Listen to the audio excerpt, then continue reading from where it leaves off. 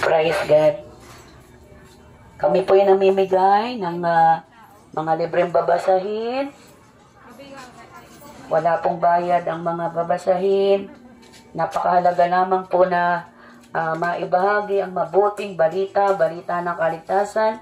Hindi rin po kami nanghihingi ng pera, wala po kaming sobre. At ang layunin namin po ay maibahagi ang mabuting balita, balita ng kaligtasan. Ang utos po kasi ng Panginoon ay ibahagi ang salita ng Diyos. Ang pag-ibig ng Diyos, ibahagi po sa lahat ng tao, sa lahat ng nation. Sabi po sa Mateo 28:19-20, ibahagi po ang salita ng Diyos sa bawat nation. Sa bawat mundo, bawat nation po ay makarinig ng salita ng Diyos. Yung mga tatanggap ng mababasahin ay pinapamigay namin, yan po ay sa Diyos. At yung mga umaayaw naman, nire-reject yung babasahin pa lang, ay sa dyablo. Kaya pagpalain ng Panginoon yung mga tumatanggap. Maliwanag po sa Biblia, sa John 8:47, yung mga nakikinig ng salita ng Diyos ay sa Diyos. Yung mga taong nabibingi at ayaw tanggapin ang mababasahin ay sa dyablo. Yan po yung katotohanan. Kaya po kami namimigay ng salita ng Diyos. Ang salita ng Diyos ay patuloy na magliligtas sa atin. Sabi nga po doon, mahal na mahal po tayo ng Panginoon, John 3:16, gayon na lamang ang pag-ibig ng Diyos sa sanlibutan, kaya isinugo niya si Jesus upang ang isang tao na manalig, magsisi, ay bibigyan niya ng buhay na walang hanggan. Sabi po sa John 3:16, gayon na lamang ang pag-ibig ng Diyos sa sanlibutan, kaya isinugo niya si Jesus upang ang isang tao na magsisi, manampalataya at manatili sa Kanya ay pagkakalooban ng buhay na walang hanggan. Napakaganda po ng pangako ng Diyos. Napakaliwanag po ang pangako ng Diyos sa mga taong mananalig at tatanggapin si Heso Kristo at hindi po ikakahiya. Yan pong mga babasahin naming dala, yan po ay libre. Wala po kaming kasunod na buslo.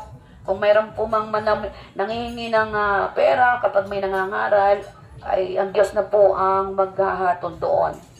Ang salita ng Diyos ay libre. Dahil si Heso Kristo po ang nagbayad sa salita ng sa buhay na mayroon tayo. Tandaan po natin, gayon na lamang ang pag-ibig ng Diyos sa sanlibutan. Kaya isinugo si Heso Kristo upang ipanganak ni Mariam Berhen. Ang lumalapit sa Diyos, hindi po itataboy. Kasi mahal ka ng Diyos. Kaya nga po namatay si Jesus sa cross para po sa iyo at sa akin. Tatay, mahal na mahal po kayo ng Panginoon. Yung mga humihingi po ng babasahin, salamat po. Yung tumatanggi naman, alam niyo po ba kung sino tinatanggihan nyo? Si Jesus Christ, nire-reject nyo. Yung bibigyan ka ng babasahin, iiling ka. Pinapakita nyo na wala kayong Diyos. Libre po yan. Yan po mga nakasulat sa babasahin ay galing sa Biblia. Libre po yan, wala pong bayad. Si Heso Kristo ang nagbayad ng ating kaligtasan. Kaya po namatay si Jesus sa cross para sa iyo at sa akin. Ang trabaho lang naman po namin, ibahagi ang mabuting balita. Ano po ba yung mabuting balita? Ano po ang mabuting balita? Si Heso Kristo ay pinanganak ni Mariam Berhen.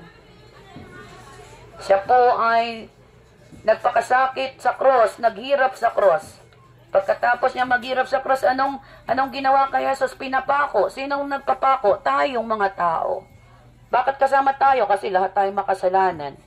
Sabi sa Roma 3:23, ang lahat ng tao ay makasalanan at walang nakarating sa kaluwalhatian ng Diyos. So kaya po diyan pa lamang sa mga babasahin na kung paano tayo maligtas, yung mga babasahin na galing sa Biblia, inire-reject nyo na, ay lantarang ayaw nyo kay Jesus Christ. Pero kung iki-born again Christian na, ay praise the Lord, makakasumpo ka ng kaligtasan. Sabi po sa John 3:3, you must be born again to see the kingdom of God. So once na ang isang tao pala ay magsisi, talikdan ang kanyang kasalanan at tanggapin si Jesus, makakasumpong siya ng buhay sa langit. Napakaganda ng pangako ng Diyos. Ang tao sa mundo kapag nangako, hindi tinutupad eh. O sino nakaranas nung pinangakuan kayong pakasalan, nung buntisin ka at tinakbuhan ka na. Kaya ang tao, sinungaling. Maraming nangangako ngayon magbayad ng utang, itinatakasan yung may inutangan, kainaman. Tandaan po natin, ang pag-ibig ng Diyos ay para sa lahat. Kaya po sa umagang ito, kailangan po ang lahat ng tao ay makarinig ng kaligtasan. Kami po ay nandito sa mga wala pang relationship with the Lord. Yung mga may Kristo na sa puso, so magpatuloy lang yan, makakasumpong yan ng buhay sa langit. At sabi doon, huwag nyo ikahiya si Jesus. Kaya kung may mga born again Christian na dyan, huwag kayong mahiya. Baginan nyo yung katabi nyo at baka hindi paligtas yan, mananagot po kayo. Ang trabaho nating mga iniligtas na ay magbahagi ng kaligtasan para hindi naman mapunta sa impyerno yung mga tao yan. Ang dami oh. Maraming tao sa palengke. Paano pag bumalik si Lord at hindi pa yan na tumanggap? Sa impyerno po yan, the Bible said. Kaya po ang trabaho namin ay mag-proclaim ng pag-ibig ng Diyos. Kayo po ang magdidesisyon. Kapag tinanggap niyo ang Panginoon, praise the Lord. Pag nireject niyo si Jesus Christ, impyerno ang bagsak niyo, the Bible said. Kaya po, if you love someone, sasabihan mo yan na ito na yung panahon. It's time to come back to Jesus Christ. Repent and be born again to see the kingdom of God. Kaya po mapalad yung nakikinig ng salita ng Diyos. Mapalad yung nakikinig ng salita ng Diyos at hindi tumatanggi. Salita po ng Diyos yan. Kami po, hindi namin kayo mailigtas. Ang trabaho lang namin, di mangaral, sundin yung kalooban ng Diyos na humayo at ipangaral ang mabuting balita ng kaligtasan. Kaya po tandaan natin, itong taon ng 2024, nawa tayo po ay manumbalik na sa Diyos. Kasi po, ang dami na pong nangyayari sa paligid. O tingnan niyo po yung nangyari sa Japan. O ilan na ang namamatay doon sa lindol. 60 plus na yata. Marami pang hindi nakikita. Dumarating ang sakuna doon sa time na ang mga tao ay ayaw maniwala kay Jesus. Nire-reject nila ang Panginoon. Tandaan po natin ang kaligtasan ay nasa kamay ng Panginoon. Wala kung kani-kanino.